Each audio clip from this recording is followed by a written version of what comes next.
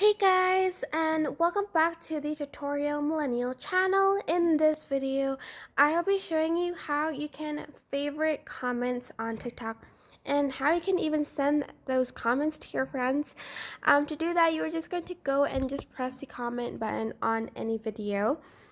And for instance, I want to favorite this comment. You're just going to press on it for a few seconds and you are just going to press add to favorites and it will be added to my favorites, and you can also select it and even send to friends. I'm just going to select this and you're just going to send it. If I go to profile and I go to favorites up here and go under comments, as you can see, there will be the comment that you favorited, and you can reply with video or even with text.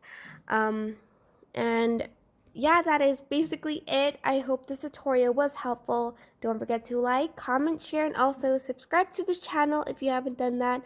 If you have any questions, just leave it in the comment section down below and I will try my best to answer them all. Thank you so much for watching. Bye!